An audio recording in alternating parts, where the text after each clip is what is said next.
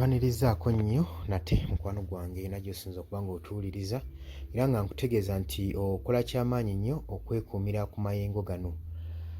Lawyer Kakweza eyadduka mu buwaŋŋanguse avuddeyo n'akola olulumba ssinziggu erijja n'omuhozi Kayini Rugaba era olumulese nga tali kyekimu ggwe mukwano gwange ali eyampuliriza. Lulumba ki lwakoze? Ngenda kuba nga ndukuleetera. Ntegeeza nti nno oli ku Yugi Update TV osinzira okuba ng'otuwuliriza ng'era okola ky'amaanyi nnyo okwekuumira ku mayengo gano. Baganda bange abali emitala w'amayanja mbaanirizaako nnyo, mwebale kubeerako, mwebale kwagala channel eno, mwebale kufaayo ne mugikulaakulanya mulayikinga musubscribinga, mwebale nnyo mbagala ebyensusso. Gwe nawe ayagala otweyungako akkirira wansi waliwo ekigambo subscribe, kikooneko ojja kuba osobola bulungi nnyo tufollowinga otweyungako osobole okuba nga naawe oli updated. Okipingwa ng'oli updated buli ssaawa ng'omukwano gwange ali eyampuliriza. Kakati lawyer amanyikiddwa obulungi Kakweza eyadduka mu buwaŋŋanguse agamba ye ensonga eyamuddusa yajje n'omuhoozi Kayini Rugaba abasinga bye bagamba, naye nga ye ate agamba nze nagenda mu America kufuna treatment ng'era abasinga bwe mufuna ebisago ne mugenda e Bunaayira okunoonya amalwaliro nga bajjanjabe, wabula nze sadduka ajje n'omuhoozi Kayini Rugaba. Nze sisobola kumudduka adde n'omulundi ogumu we Chief of Defence, sirina wadde ke mmutyako era ensonga eyanzirusa si y'oyo, abanzirusa balala, wabula ajje n'omuhoozi Kayini Rugaba mu banzirusa taliimu. Kakweza jjukira yasibibwako wano enfunda ennaku oba ekiseera ekyali kyewunguludde nga kiwerako. We yava mu kkomera yakomawo n'ebisago eby'amaanyi nga yenna abunyeebunye ebisago ku mugongo, ye ng'agamba okusibwako n'okutulugunywa yali akuteeka kujje n'omuhoozi Kayini Rugaba, Chief of Defence Force, era y'ensonga eyamuddusa mu buwaŋŋanguse okusobola okugenda okufuna treatment ne kaakati gy'akyafuna.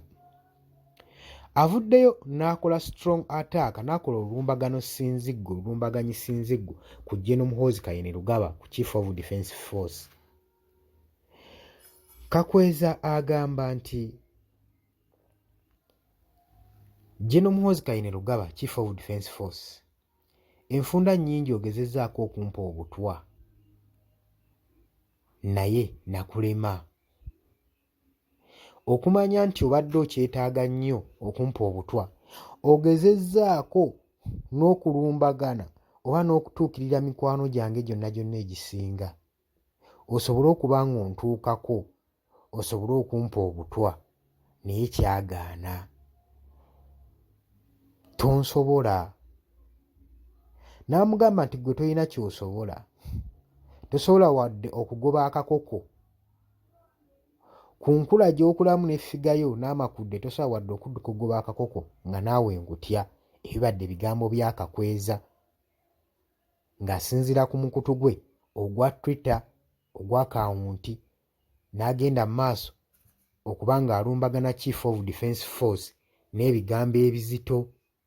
Takomye okwo Kakweza amugambye nti nno njagala ojje ekisangani, amwaniriza ekisangani, nkulage kitaawo Mwami Yoweri Kaguta Museveni